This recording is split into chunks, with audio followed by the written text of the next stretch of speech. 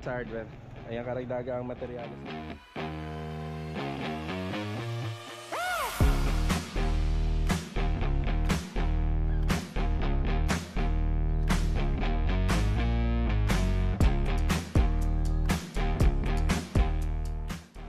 Circuit breaker sa baba, tsaka bali dyan na lang po muna namin nilagay.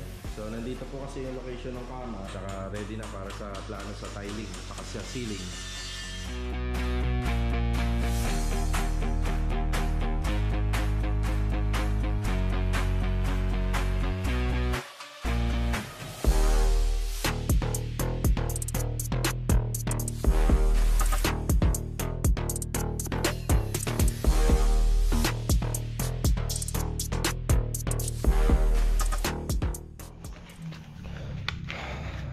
Good morning po mga ka-Row House. December 13. Ayan, December 13. Yan, bago pumunta sa Anyana, nandito muna sila no, meeting. Yeah, good morning Kuya Sandy. Good morning. Ay, si Marvin, Adonis, Kuya Richard. Dana. Pambili ng Elastosil. Dalawang litro. Kunin ko na lang mamaya, papunta ka ron. Okay. Tara. Ingat.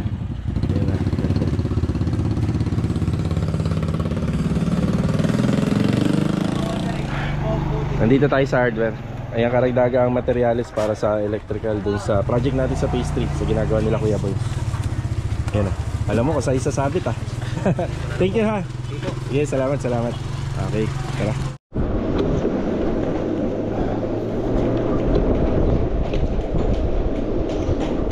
Tayo. Kuya Boy. Opo. Magandang araw po Kuya Boy. Good morning. Hello, good morning. Kay Rusty. Yan, karagdagan po nito. Bali, alalay lang po tayo rito nung binili natin yung mga materialis. So, okay lang naman yon kasi malapit lang naman mga hardware dito. Yan, marami pa pong lalagyan ng mga electrical dito pa sa sa may pinaka ibs niya at saka dito sa dito po sa pinaka roofing niya at saka dun sa may bulado. Kahapon nga po pala may mga materialis na tayong dumating dito, puro tubular. Double check ko na lang po to kung nakakompleto. May balanse pa sila, Log. Dala na lang hapon. Yan. Yung mga 1x1, parang wala akong nakita 1x1 dito. Sa ilalim. Ano sa ilalim? Okay. Ito, mga tubular po. Ang pa-order na, ayun pala. Ayan. Ang pa-order po natin dito sa roofing trusses na sa Raptor, ayan, may 2x6 na tayo. Sa framing at saka sa fence grills. So kapag umorder ako nito, kinukulangan ko lang ng mga dalawa. Yan, para pagka nag-follow up tayo, madali na lang, konti na lang. Yan, pagka ganito, hindi po natin sinosobrahan yung bili. Yung laging kulang. Sakaling ano po kasi, magkulang po yan ng konti, siguro isa or dalawa na lang. Pero sa trusses, yan, katisado na namin yan. Yung sa lang, sa gate, kasi yung gate nito medyo lumaki. Yan, lumaki po yung gate nya. Double gate, pero malaki. Yan, sadya po yan na ganito po kalaki yung opening nya. Ganda na ng ganda na po ng mga poste natin. So nakapaikot po ito installation ng tiles. Tapos naka 45 degree cut angle. Nga, nabanggit ko sa vlog kahapon, meron silang planong pumasok ng linggo rito para sa roofing process. Yan, malaking bagay yung kapag nabubungan to, at least kahit papano. Kapag magulan-ulan, tuloy-tuloy po yung gawa. Yan na. Anahan po kagad namin to.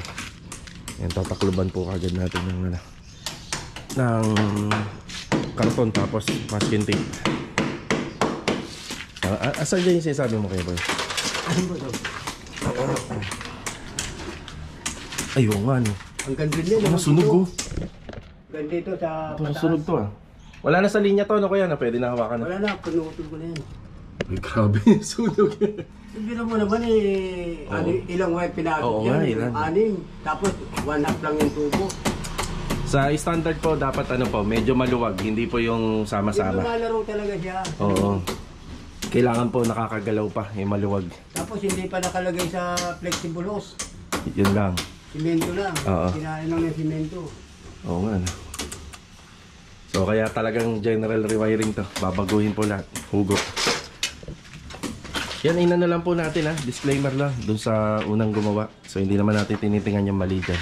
Ang ano lang, ipinapakita natin kasi napag-usapan namin ni client na huhugutin nga lahat. So isa po yan sa dahilan kung bakit papalitan lahat. Ba't yung... Teka. Wala tayong ilaw dito, no? Sige po, salamat. Nandito tayo sa taas.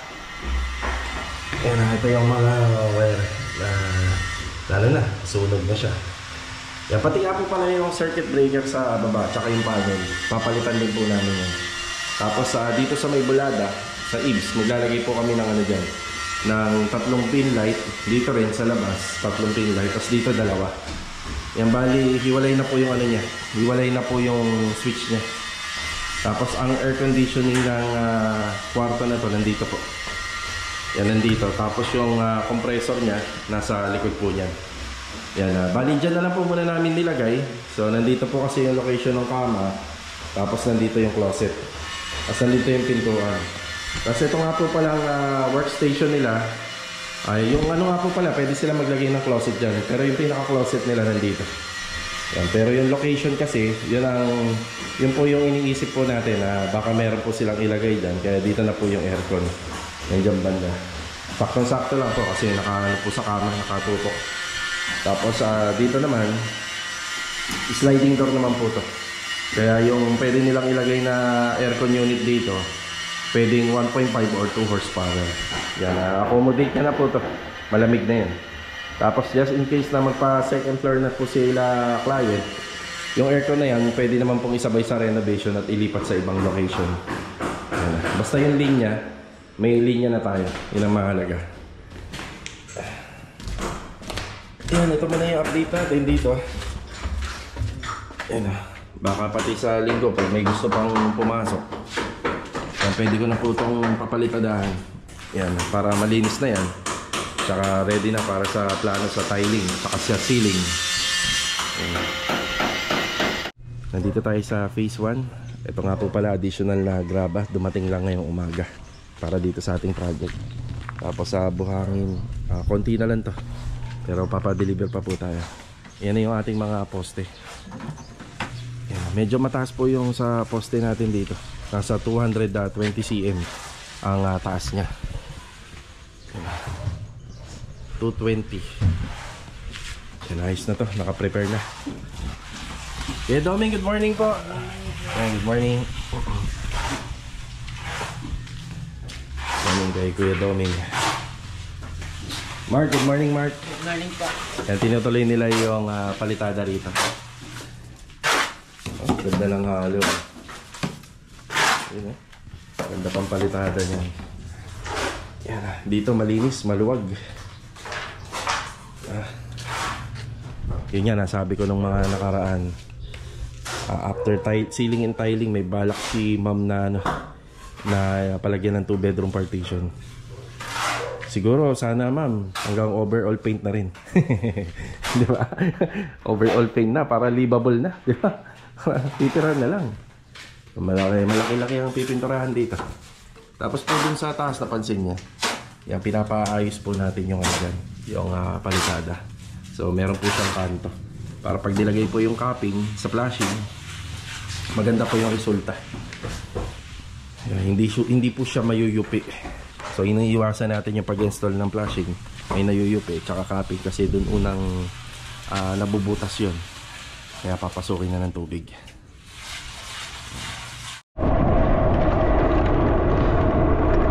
Siya nga pala, kung sakaling matutuloy kami dito sa The Palm Residence, Cabuco, nakikita niyo itong daanan na to. Yan sa pagitan po ng dalawang kamelya. Shortcut way na po yan, papunta po ron. Medyo malayo nga po isipin na tingnan na tatanggap tayo sa may Cabuco, dito sa may Tansa. Pero ito lang ang tanging daan. Napakabilis, 15 minutes nandun na tayo. Yan pagka dyan, kaso nga lang sarado. Kailan kaya bubuksan yan, di ba?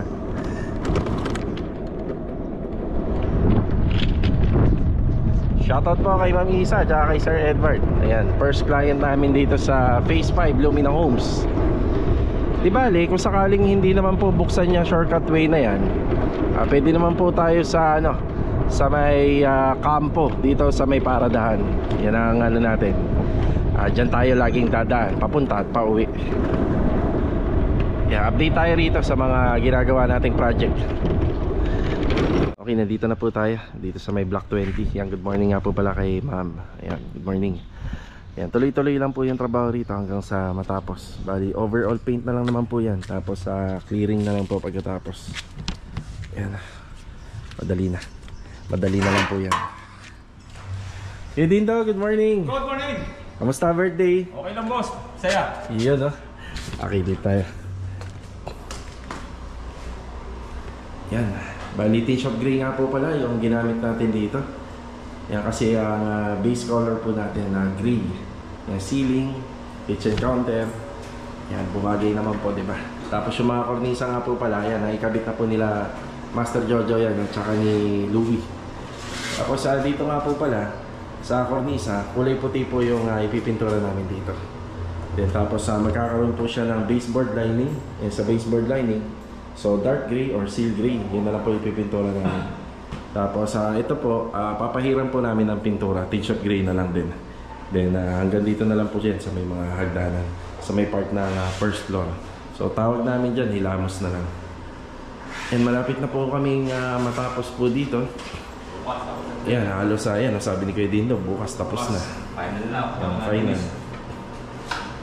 Yan. Tapos ito, nilagyan namin ng kornisa, paikot. Actually mga karos, hindi po yan nilalagyan. Kaso nga lang, para mas maganda na po siya tingnan, as in parang tapos na tapos na. Ngayon kapag nagpa-cabinet siya, tatanggalin po uli yan. Yan, pag nagpa-install siya ng cabinet, kasi doon na po gagapang yung kornisa. Yan, nilagyan natin ng kornisa para maganda po yung pinaka-edge niya. So PVC panel po kasi yung ginamit namin dito. Pero kapag naka hard deflex ceiling tayo, so kahit wala na pong kornisa. Kaya din daw, wala ka naman mga kailangan dito? Ginawa ko na sila yung doon. Yung t-shirt gray? Ginawa ko na kay Ma'am Joy. Sige. Kaya additional na t-shirt gray pa. Nandito naman tayo sa phase 4. Ayan, update tayo sa finishing na ginagawa po namin dito. Master Jojo, good morning! Good morning! Good morning! Ayan, TV console, pinaka-improvement po nito, ano na lang po ito, yung mga pintura, pati yung mga wall-fluted panel.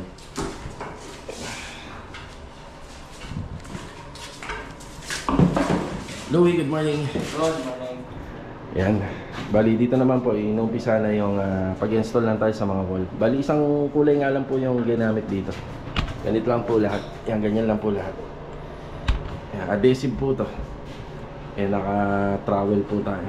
Yung trowel ng pang-install ng tiles. Kaya nagkaroon po siya ng shape na ganyan. Buhay na rin po yung linya ng ating heater. Tapos yung sa water line. Dito na lang po yung heater niya. Tapos pagkakashine na lang po rito yung pinaka-floor drain at saka yung water closet. Yan ang setup. Tapos naka-sliding door. Ayan, pagdating po rito, ito po yung pinapaliwanag ko na nakaraan. So dalawang closet siya. Tapos napagitnaan po nung sa vanity. Then yan sa aircon, dito na lang po yung ilalagay. Ang the best idea ko rito, kung ako po yung papagawa rito, gawa na lang po sana sa aluminum to.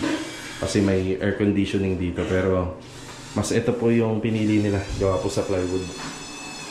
Yan, tapos may dalawang drawer po dito. Isa, dalawa. Ganun din po rito. Isa, yan, dalawa. Tapos dito may drawer pa po yun. So vanity po to. Yan, may drawer. Yan, hanger rod na lang yan.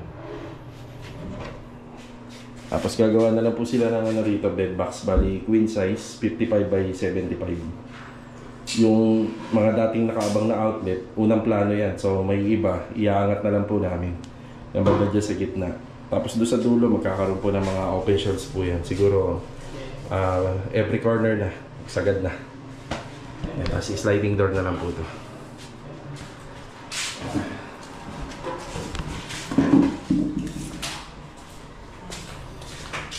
Puntahan naman natin yung ginagawa nila Ricky rito. Ganda ng weather. Sarap magtrabaho pagka ganito. Yeah, tara. Halos maubos na yung buhangin dito. Yan, pa-order tayo. Dong, good morning, Dong. Good morning, boss. Ray, good morning. Good morning, boss. Sakto nagdala tayo ng ano rito, ng pamorma. Ayan, nagamit na po nila. Isang abang lang po ng downspout ang nilalagay po namin dito. Yan, detres. Kaya dyan po sa pinakano na yan, poste. Tapos yung sa catch basin niya, yan dito na po yan. Saan pa lababo, boss? Pile type tayo dito. Nandito yung location. Tapos yung ano niya, para masubay ko sa... Yan, dyan na lahat. So ito yung pinaka-lababo. Yan, dyan yung lababo, then diretso na rito. Tapos sabang na lang din ng waterline. Waterline, lababo. Yun lang, ganun lang kasimple yung linya rito. Hindi na masalimuot. Yan, kasi itong renovation namin dito, ito yung mga lumang style na ginagawa po namin noon. Yan. Doon sa row house, yung Irene model po doon. Nandyan po yung location ng lababo. Ganun din yung inabot natin dito. Yun nga lang, nakahanga lang to. So dismantle na po siya kasi babaguhin po natin yan. So pa L-type hanggang doon. Nandun yung lutuan, nandito yung lababo. Tapos yung rep niya nandito. Tapos pwede maglagay ng dining table dito, 4-seaters na nakaano na nga lang, na nakasandal na nga lang po sa, sa pader. So yan po yung style ginagawa namin dito. Tapos yung dalawang bintana rito sa likod, mababaklas yan. Sintadahan po. Yan, mababaklas siya. Ayan, Rick, mababaklas yan. Pero sa kayo, wag muna ha. Open pa. Wala pa magbubuhin. Pag ibo muna. So nagsisilbing ano rin po yan, security rito. Yung dalawang bintana niya. Kasi may grills po siya. Ayan, tapos ano pa ba bago rito? Yung binaklas nga po pala nila na to. Yan, malinis na. Then syempre general rewiring tayo. Yung supply namin ito pa lang.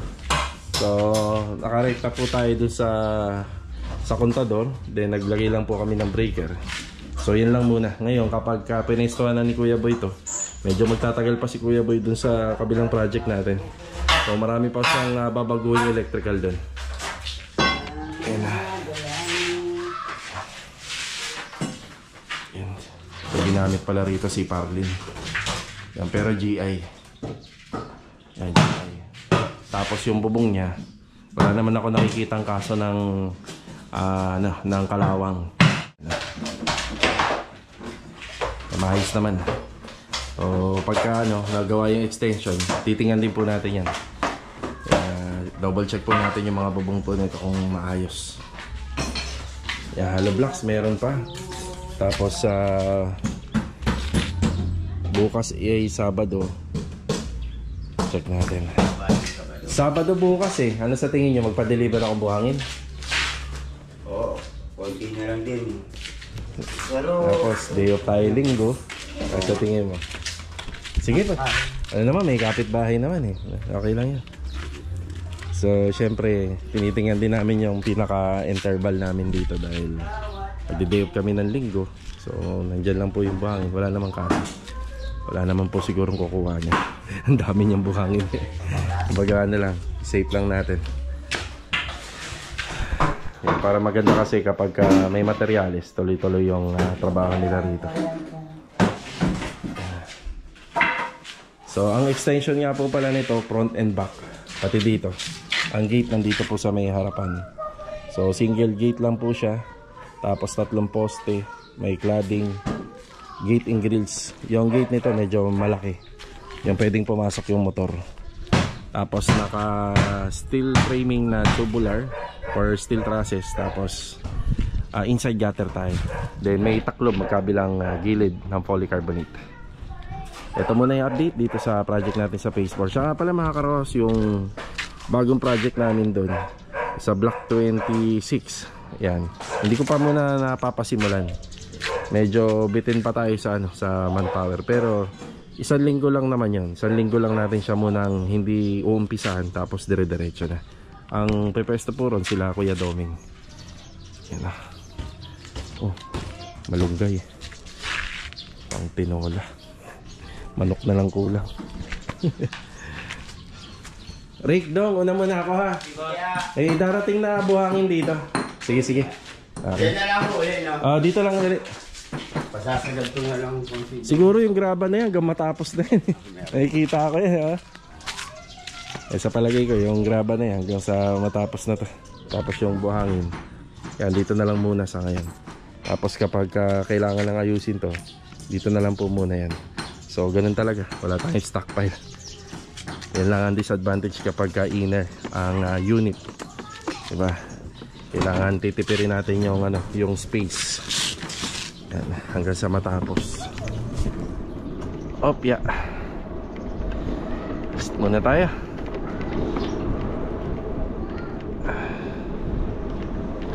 Bali dun sa isang project naman natin sa phase 5 ginagawa ni Kuya Rigor, overall paint na po yung second floor na.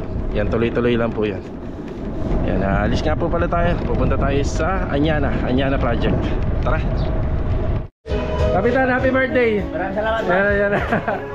Ge. Galing ako rito kila Master Batang. Yan, happy birthday nga pala kay Kapitan. Yung helper nila rito sa aluminum works. Yan, uwi muna tayo sa bahay. Kukunin natin yung sasakyan papuntang Anyana. Tapos yung bunsong anak nga po pala namin na si Chanel. Yan, babalik kami ng ospital ngayon. Pa-check up namin yung sa kaliwang tenga niya. Ito na, sa biyahe na tayo. Yan, shoutout nga po pala kay Ma'am Eliza, kay Sir Nolly at saka kay Sir Sherwin De Castro. Yan, from Pampanga, Arayat, Pampanga. Yan, God bless and always ingat palagi. Yan. Dito tayo sa Tri-Stellar. Yan, isa yan sa malaking bigasan na bilihan dito sa sa Tansa, Cavite. Yan, habang mura pa. Balita ko kasi parang mababa sila ng 200 or to 300 pesos ang isang 25 kilos. Yan, bibili na po tayo. Bali, yung mga naiipon po natin na sa kalakal, ayan, ibibili po natin ng bigas para sa Pasko. Chanel, what are you doing? What's he about? Hintayin lang natin si Mrs. Ano, Chanel? 24 kilo ka na.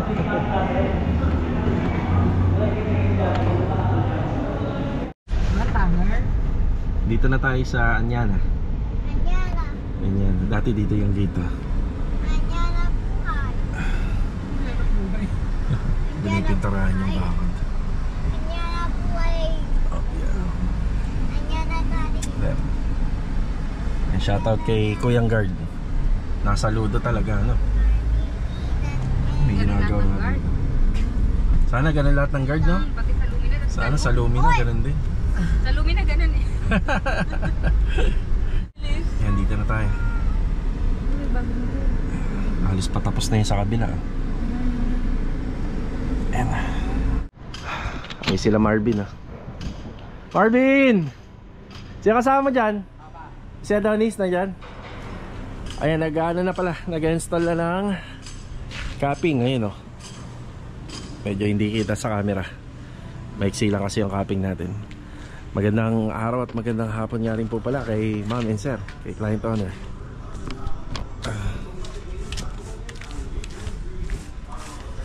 Ay, maluwag-luwag na po rito. Kay Richard, magandang hapon, good afternoon. Yun, yan, nilalagay na po sa sa ayos yung ating mga biga rito. Header, poste, yung beam. Yan, para tuwid na kapag natapos tayo. So ang kasunod na niyan kasi skim coat. Yan.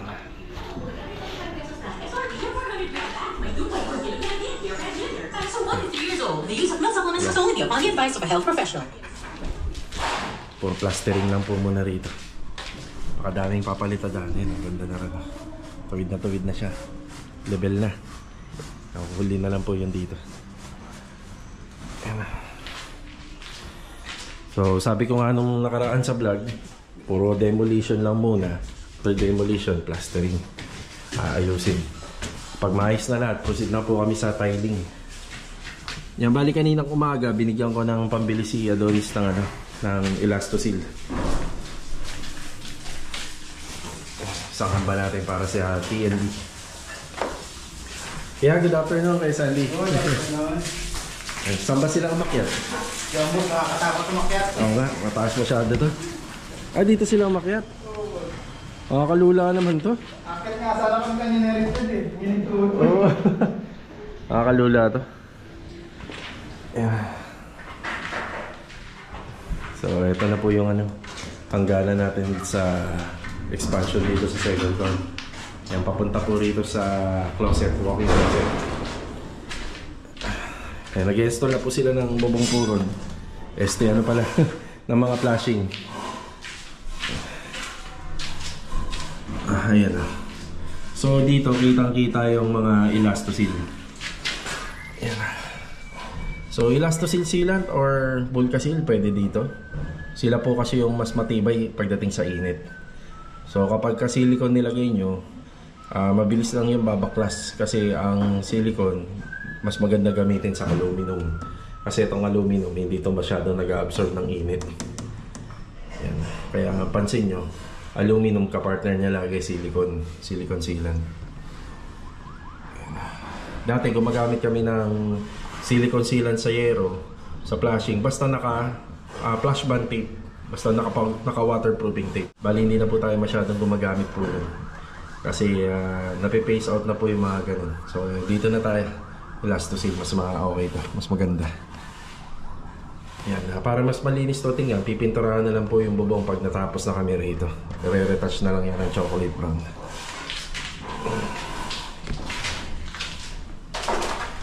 Yan, bali yung inaayos na lang yung bubong. Yan, mga flashing. So, alam na po lahat nila, Adonis yan. Tinuro na po natin lahat sa kanila.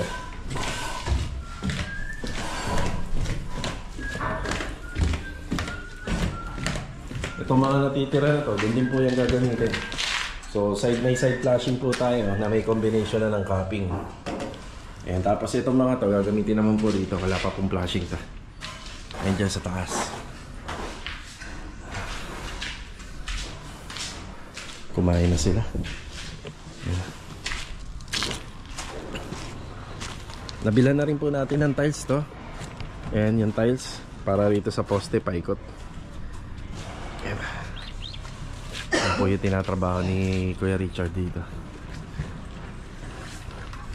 Taas din, nakakalula nga din talaga yan.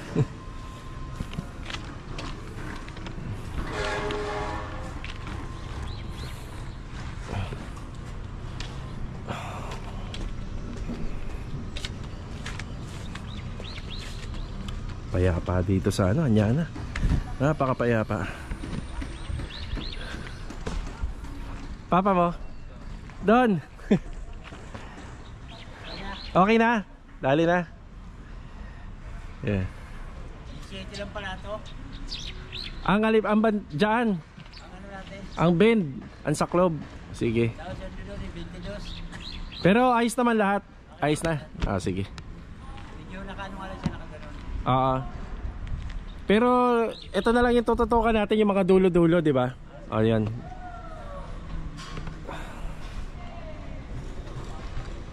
Yan. Bali yung tinutukoy namin dyan, yung flashing. Kasi yung pagkakagawa ng firewall dito, mukhang tuwid dito tingnan, pero pagdating sa taas may bali pala siya. Yun. Pagka makaluwag-luwag, medyo dumami kami rito. Yan, ipapakita ko yung ginawa dyan para matutukan ng camera. So busy sila, ipapasuyo ko na lang sana, pero kapag ka dumami na lang po kami, yung paakyatin ko yung isang tao dyan para matutukan ng camera. Yan.